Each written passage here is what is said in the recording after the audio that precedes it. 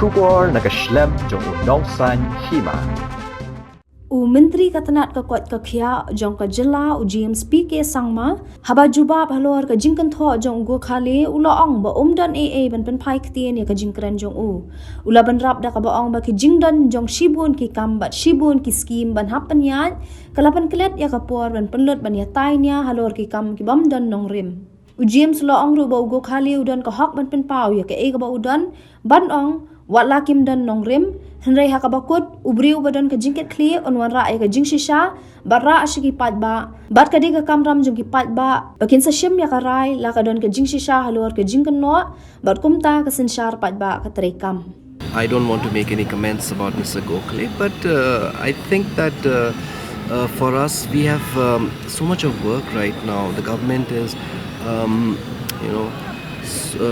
doing so many interventions and so many schemes are being carried out, and the process of governance doesn't allow for us to engage in such kind of frivolous debates with anybody. So see, at the end of the day,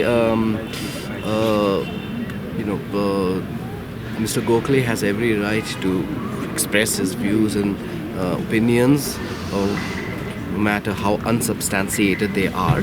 But at the end of the day, I think a responsible person would first lay down the facts and then bring it to the attention of the public, and it is for the public at the end of the day. The general mass will decide whether there is merit to any of his accusations or allegations or whatever you may call it. And then that's how democracy functions. I mean, there's no time for such kind of debate. Otherwise, everybody would be calling us out for a debate. That isn't how things work. I think it's sheer immaturity on his part. I don't think he understands the process of governance and what it entails. And he's just sort of saying things for the sake of saying things.